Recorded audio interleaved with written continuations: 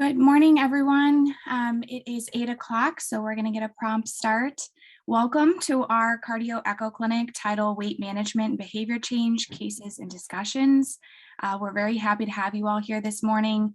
I'm Jessie Lewis, the clinic coordinator. I know I've talked to pretty much everyone via email, but it's nice to see you logged on here this morning.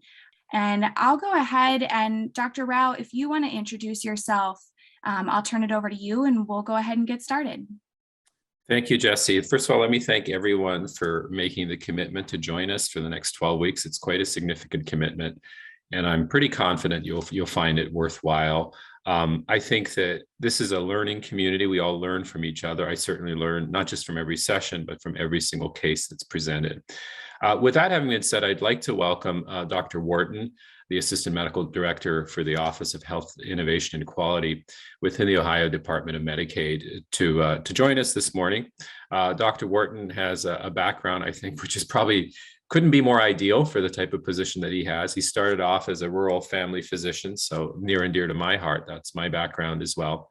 He was in that role for about 20 years. He came to Ohio Department of Medicaid after being a medical director at CareSource, and is working on a number of issues that many primary care physicians are passionate about, including behavioral health integration, remaking pharmacy practice, and of course, the opioid epidemic as well. So Dr. Wharton, welcome and thank you. And feel free to say a few words of introduction on your behalf. Thanks, Dr. Rao. I really appreciate it.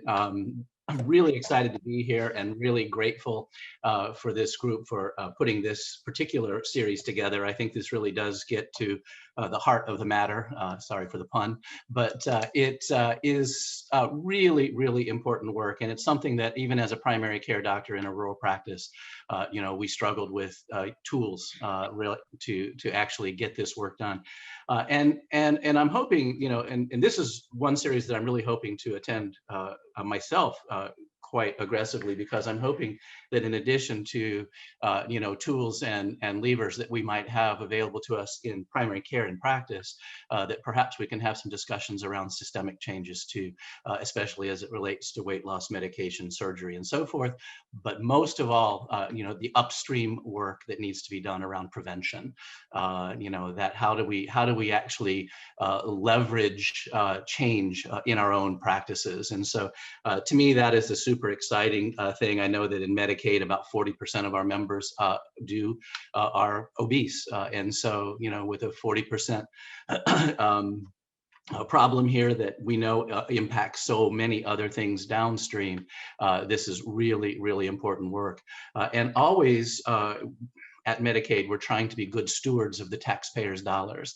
And we know that an ounce of prevention is worth a pound of cure. So we are really, really looking forward to that aspect of this too. So thank you very much for including me in this. And I look forward to the discussion. Thank you, Dr. Wharton. Rick, can we have the next slide, please? Here is some essential information about cardio. And Jessie, would you like to present this or?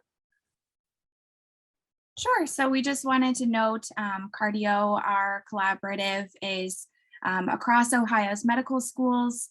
And really what we're trying to do is produce and disseminate best practices to our primary care teams across the state. And we do that through a number of ways, ECHO being one of them. And we just wanted to put this here as a resource. But of course, you can go to cardio.org to learn a little bit more about the other work that we do as well. Okay, next slide. I think I'll cover the cardio team. So I am the lead facilitator, the director of the ECHO program. I'm professor and chair of family medicine and community health, both at university hospitals and at Case Western Reserve University School of Medicine. Board certified in obesity medicine and former chair of the American Heart Association's Obesity Committee, and served on the National Academy of Medicine's Obesity Education Committee, and have been on a number of national guideline committees and do research in this field as well. We do have some didactic presenters this morning. I'm going to let Dr. Beverly introduce herself. But before we go further, I wanted to welcome Danette Conklin to our team. So she is our lead behavioralist, well, not lead behavioralist, but lead mental health expert rather for this series. And so I have had quite a bit of experience with ECHO, 11 years now, beginning at the University of Chicago. And the ECHO program we had there was one in which the content expert with a medical background was paired with someone with a mental health background. I can't think of a more ideal condition for which someone with a strong mental health background would be important for this series. And Dr. Conklin certainly will serve that role. Many patients with obesity have underlying psychological or psychiatric conditions, which are either causes of their weight or inhibit their successes as well. So Danette, welcome, and thank you for joining us. Next slide, please, Rick.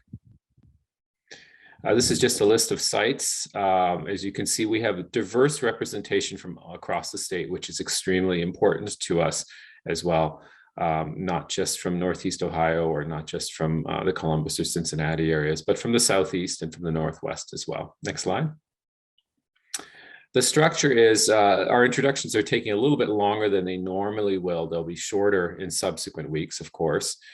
The didactic presentations are going to be very short in this series, as they were in our recently completed diabetes series, and that's deliberate. We want to spend as much time as possible on case presentations. It'll just be a sample case today, but in subsequent weeks, we will dedicate most of our time to that as well. And we will have discussants per case. Now, weight management is quite different than other content areas. So for example, in our recently completed diabetes series, we have experts like Dr. Dungan, who's an endocrinologist, or Karen Bailey, who's a certified diabetes educator, who have very specific areas of expertise they can contribute to each case. In this case, it's going to be a little different. I've organized our discussants to offer their perspective on how they would manage the problem. And that's quite a different approach. So everybody deals with patients with obesity. There's no question about it, but we all have slightly different approaches and we can all learn from each other. So our discussants have expertise, but their expertise might be quite different than someone else, even if they're addressing the same question. So keep that in mind as we go forward. Next slide. Here are some disclosure statements. I should disclose that I serve on the board of Dan and White Wave, which is a division of Goutham Rao, which of course is a yogurt company. And that's their North American division. And they do quite a bit of research in the area of nutrition. And the other disclosures you can read here as well. Okay, so before we get to my didactic presentation, I want to turn things over to Dr. Beverly, who's going to talk about patient-centered language. Liz? Thank you, Dr. Rao. Hi, everyone. My name is Liz Beverly. As you can see here, I'm an associate professor in primary care at the Ohio University Heritage College of Osteopathic Medicine. So my role there is I primarily focus on doing diabetes research. Next slide. So what I'm going to do for the next couple of minutes is I'm going to be focusing on language and the language that we're going to use over the next 12 weeks. So over the last few years, we as a community have made great strides to infuse principles of equity, diversity, and inclusion. And as part of it, we also have to acknowledge our role in the role of language, because language is a very powerful tool. And simply put, our words matter. So throughout this ECHO series, and either the didactics that we give or the case presentations that we share, it's really important for all of us to remember that the language that we use be non-judgmental, inclusive, respectful, strengths-based, and psychologically safe. So here are a handful of categories in which we can look at the different types of language, and it's to identify what terms we should be using. So for gender, gender is a social construct and a social identity. So it's important to use the term gender when we're referring to people as a social group. And if you're referring to sex, we're referring to biological sex assignment. When talking about race and racial identity are social constructs. They refer to physical difference that groups and cultures consider socially significant. It's important to note that our current knowledge indicates that race is not clinically useful in knowing a patient, understanding a patient's disease, or creating a treatment plan. What we do know is that structural racism is a cause of persistent health disparities. For sexual orientation, it's important that we use this term rather than sexual preference or sexual identity. It's important to note all people choose your partners, regardless of sexual orientation, but orientation itself is not a choice. Something that may come up a lot in our case discussions is disability. The nature of disability should be indicated only when it's relevant. And the principle we should follow for disability language is to maintain the integrity of the individual. So language should convey the expressed preference of the individual. And thinking about this, what would be some examples? So if you have somebody who might be using a wheelchair, rather than saying wheelchair bound, a suggested alternative would be a person who uses a wheelchair. When talking about socioeconomic status, which again will be a part of the case descriptions, it's important to include as much detailed information as possible about a person's income, education, occupation, or their employment status. It's really important when we do talk about SES to avoid pejorative terms. Some of those pejorative terms might be saying someone's homeless or poor. So suggested alternatives would be a person without housing or a person living below the federal poverty threshold. Next slide. So the American Diabetes Association has put out position statements for language recommendations. We are going to have case presentations where perhaps a lot of the individuals will have comorbid type 2 diabetes. So here are a few of the recommendations. So you can see the words to avoid, and then you can see the words to recommend.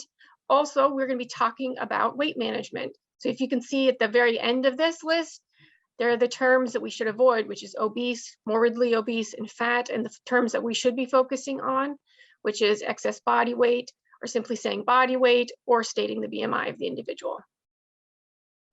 Thank you. I'll pass it back to you, Dr. Rao. Thank you so much, Liz. And, I think that Liz's recommendations are great. They are work in progress. I still need to make sure that I'm using person-centered language and appropriate terms. So we don't expect people to be perfect, but please do make an effort and please keep it within your consciousness. So I'm going to talk about weight management competencies in primary care. And this discussion is going to be based upon my talk at the National Academy of Medicine a couple of years ago, which launched a major initiative in this area, which we'll get to in a moment. Next slide, Rick. So first, I'd like people to be able to describe these key competencies that's set forth by the National Academies of Medicine, but most importantly, explain why these competencies are important, which we'll get to.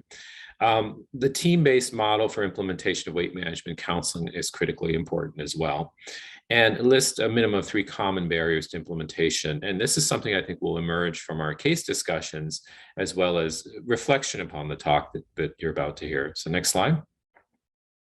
So in 2013 in JAMA, I wrote this editorial together with my colleague, Kate Curley, as to what do we want? So the question that often comes up, and I've been in this field now 20 years, is why primary care? Why should we, whatever our profession is, whether we are physicians, advanced practice providers, et cetera, why should we manage this issue? Or why can't it be the schools, or why can't it be public health officials or policymakers or the private sector?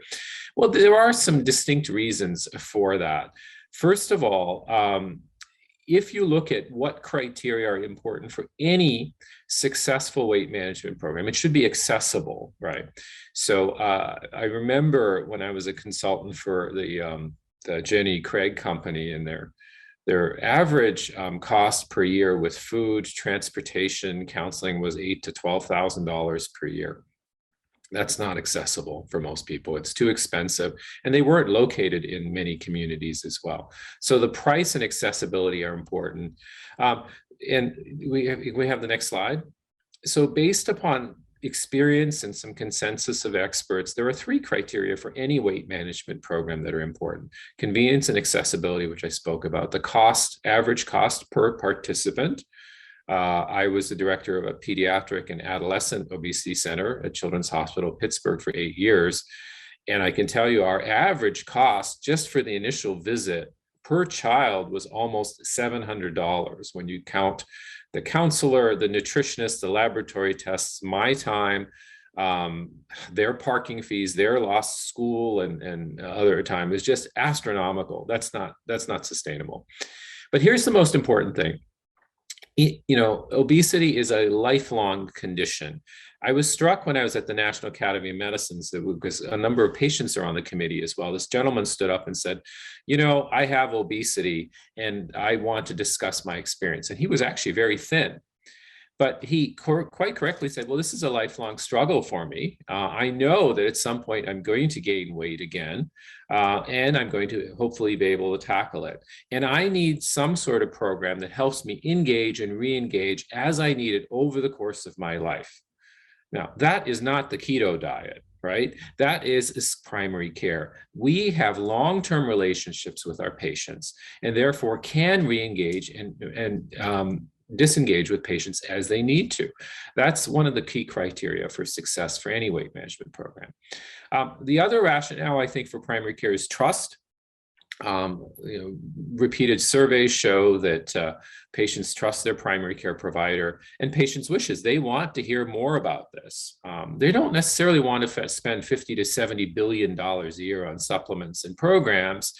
They would rather hear it from an authoritative source, and that's usually somebody that they trust.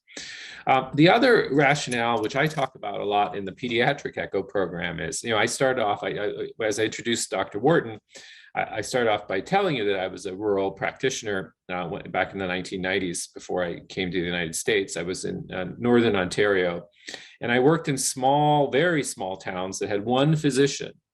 And unfortunately, if that physician became ill, if they had an ankle fracture, or if they just needed a break, there's no way they could get a locum, by the time you go through credentialing and all that stuff. So the company I worked for would put doctors in those towns for up to 2 weeks maximum as a fill-in.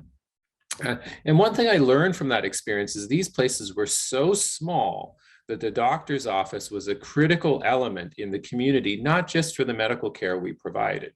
The medical office was probably the biggest employer. You have 4 good jobs there. It had the biggest physical presence in the community. It was a place where you found the most educated people who could help with all sorts of things. And it was a meeting place as well. It was part of the built environment of those communities. And I was part of the built environment. As we'll discuss later in this series, if the built environment and modifying it is ultimately the solution to this problem, and we as healthcare providers are part of the built environment, by definition, we are part of the solution. We cannot avoid being part of the solution. No, it's not just the teachers who are responsible, or public health officials, or the food industry, or whoever, or families, or individuals. We as healthcare providers have a responsibility to help solve the epidemic of obesity. Next slide. So let's talk about these competencies, why we develop these competencies. First of all, I think the rationale is we want everyone to be on the same page as far as scientific information, as far as recommendations for obesity go across the spectrum of healthcare. These are the organizations that were involved in drafting these competencies. They each sent a minimum of 1 representative. And you look at this list, it's really quite impressive. It includes the American Dental Education Association, the YMCAs, of course, Nutrition and Dietetics. I was actually the representative for the American Heart Association. Now, I think this is critically important because we don't want one message coming from one group of professionals and a different message coming from others. The other thing is, the more often you hear a message, the more likely you are to take action. If the medical assistant that is checking in your patient tells your patient, you ought to think about quitting smoking and talk to Dr. Rao about it when you get in, and then I talk about it, and maybe somebody else talks about it during the same visit, it's likely to have much more of an impact. So this is the impressive set of organizations involved. The competencies themselves are essentially what you ought to know about obesity if you are in the healthcare field. And they're not just little facts here and there. It's the type of information that's really, really important. You don't have to know everything, but you must, first of all, the information that you provide must be scientifically based, and there has to be a depth of information, that depth of understanding that's important. And most importantly, it has to allow you to provide authoritative and meaningful answers to your patients. So let's move on and see what those competencies are. Next slide. So the first area is knowledge, and you must understand obesity as a medical condition, okay? Not a question of willpower. It's a medical condition like anything else. Some of the sub-competencies, we don't have time to go into all of these, include understanding what BMI is. You know, most of us know it's body mass index, but you should understand the threshold of 30 kilograms per meter squared as separating obesity from overweight. Overweight is 25 to 30, but you should also know that it has significant limitations. For example, in Asian populations, a lower threshold is more reasonable to identify those who are at risk for obesity-related illnesses. That gives you the range of understanding that you should have, whether you are a nutritionist, a physician, a physician's assistant, whatever it is that you are. This is the type of information that you should be able to provide to your patients. Next slide. You should be able to give meaningful and accurate responses to the question, why has obesity become such a big problem in our society? Oh, it cannot be a political response or one that's just based on speculation. You have to be able to give people some answers, right? And this is an example of it. This is the amount of occupational related energy expenditure that has taken place between 1960 and 2010. And as you can see, there's a significant decline over that time period, both for men and women. So this is the kind of thing you can say, well, if somebody asks you, why has obesity become such a big problem?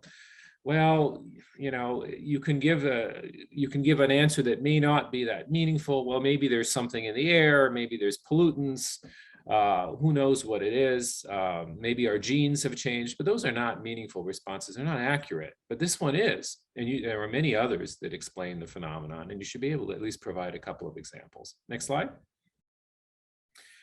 When it comes to disparities and inequities in obesity prevention and care, which is a major focus of this series, you should be able to explain the role of inequities and how they are associated with obesity and its outcomes. So again, these have to be meaningful and accurate responses. Here's something that might be informative to people. Who consumes fast food? Well, it tends to be, well, it's 36.6% of adults. It tends to be younger adults and some middle-aged adults, and declines markedly at age 60.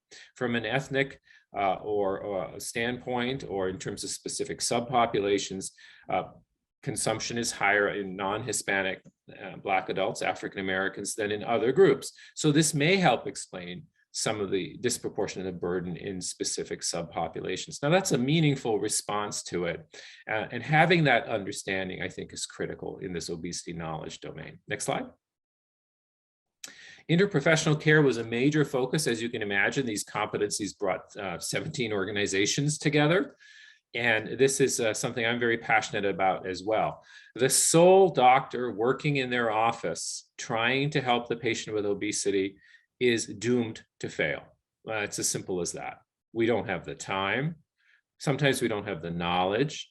And we don't have the opportunity to reinforce and engage patients often enough to do this. But we do have access to those resources. So the value and rationale for diverse interprofessional teams in treating obesity is extremely important. So here is an example of an interprofessional communication that I presented at the NAM that talks about how this might go. So let's say you are talking to a patient's dietitian, and you might want to say, as a physician, or let's say as an endocrinologist, I want to let you know I've raised Mr. Webb's insulin dose.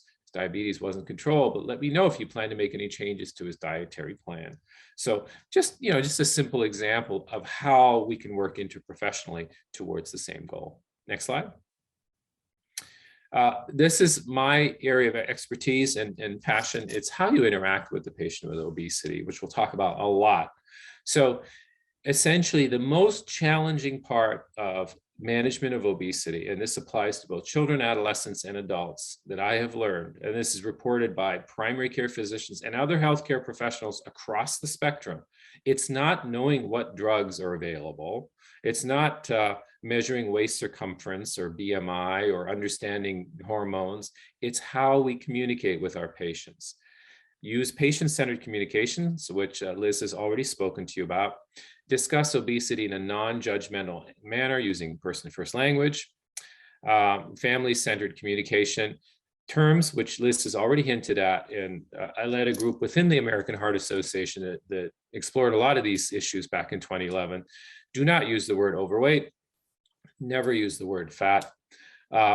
Asking permission to discuss obesity is really, really important. And we'll spend a lot of time on this. I don't want to get into too many details, but one opening might be, I'm concerned about your weight and its impact upon your health. Would it be okay if we discuss this? That's one way of asking permission. The more sensitive issue, which we don't have to deal with in this series, is discussing obesity with children, because not only is it an individual level of sensitivity, but when you comment on a child's weight, you're commenting about parenting skills. So boy, you have to be careful there. If you're not careful at the outset, you will not be able to engage the patient. But here's an example. You start with BMI, you get a response, and then you provide a decent response in return that helps engage the patient, which we'll practice quite a bit later on. Next slide. So recognition and mitigation of weight bias and stigma. This is something I have grown sensitive to, I think, over the last 25 years. A lot of us take for granted our presence when we are in a group of people or in any sort of leadership role. But there's no question that people who have obesity face a significant barrier in this regard. I always provide this example in many, many talks, both on the pediatric and the adult side, because I think it's the ultimate example of stigma. And that's the story of Gina Score, which is quite old now, more than 20 years old. But Gina was a young lady who came from a very, very difficult family background, lived with her mother and stepfather. Mother was alcoholic. Stepfather beat her mother regularly. And she had a history of truancy, just acting out in school, lots of problems. And she walked into a drugstore in South Dakota and stole a makeup kit worth about $10, just grabbed it. Now, in those days, the store decided to call the police, and rather than being sent to usual juvenile detention for girls, she was sent to a boot camp for girls. Boot camps for boys have been around a long time, but this was the first one for girls in South Dakota. So on the first day of the boot camp, Gina, along with the other girls, was forced to run 3 miles. Now, she was 5'4" and 224 pounds.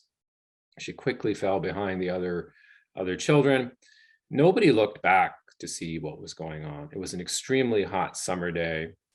As the girls finished, about half an hour later, they walked right by her. She was lying face down on the ground. Nobody called 911. One of the camp counselors came by and poked her with a stick and thought she was faking, but noticed that she was foaming at the mouth, and then she died 6 hours later in hospital, and she was 14 years old. I bring this example, as horrifying as it is, but I am guessing if she was thin, somebody would have called 911. And so keep that in mind as we go forward. This is the level of stigma and bias that people face.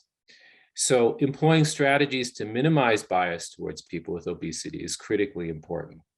These are examples that people have observed, that slender patients who have knee arthritis are often offered a steroid injection, whereas the patient with obesity says, oh, you need to lose weight, here's some medications, I don't want to deal with it. Gynecological care in women is often deferred. First of all, women with obesity are less likely to have routine gynecological care, and healthcare providers are less likely to provide it. The net result is they're not getting the preventive care that they need. Individual can mitigate all of these sources of bias, but please be aware of it. That's what the National Academy of Medicine wanted us to do. Next slide, please. So accommodating people with obesity is something, now this is very, very much of interest to the parent organization I was representing, which is the American Heart Association. So privacy is important, and not all of us have the same resources or obligations in this regard. So I practice in a typical outpatient ambulatory healthcare environment. Weighing should be done in a private area. Medical assistants, nursing staff, whoever is weighing the patient shouldn't be announcing the weight. If you are interested in measuring such things as waist circumference, which has a lot of value, best to have the patient to do it themselves by providing some instructions, because it is quite a sensitive issue as well. Make sure you have gowns that can accommodate patients, blood pressure cuffs, etc. When something doesn't fit, when something doesn't work for a patient with obesity, it's extremely embarrassing for them, and it can really compromise the quality, the relationship you have and the encounter that you have with the patient. Next slide.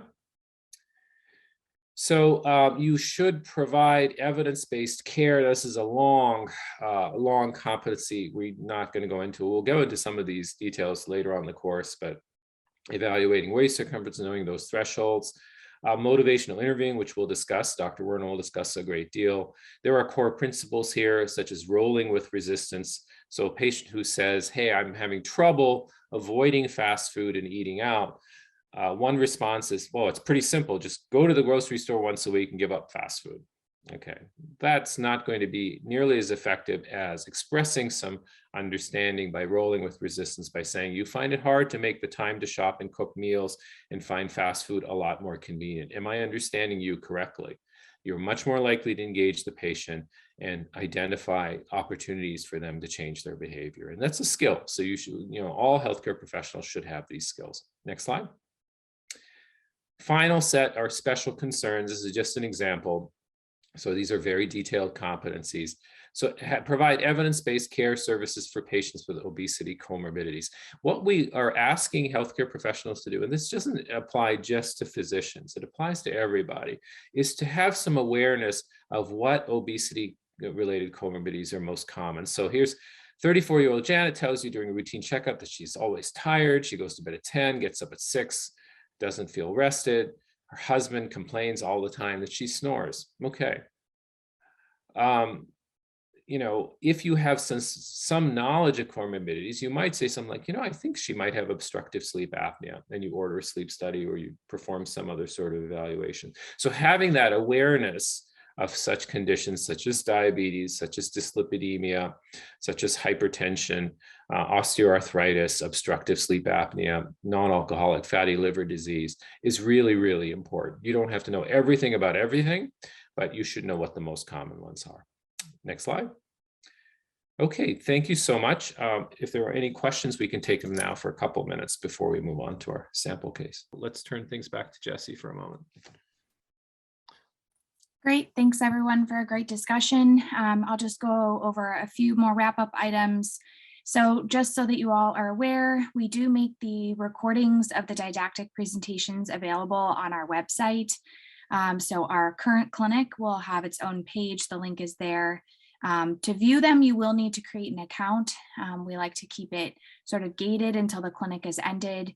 And the registration link is there. Any issues navigating the site or creating an account, please feel free to reach out to us, and we're happy to help with that. And then the last couple of items, you should have a post-clinic survey in your inbox already. This will be the weekly survey that's emailed out, just a couple of short questions to get feedback on today's clinic.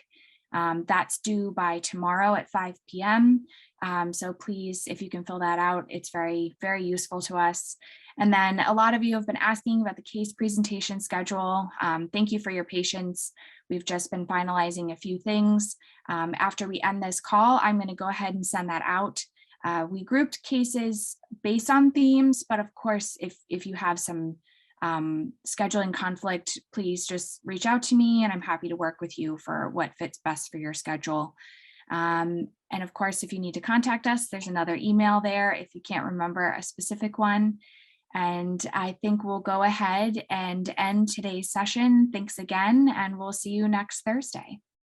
Thanks, everyone. Have a good week. We'll see you next week. Bye-bye.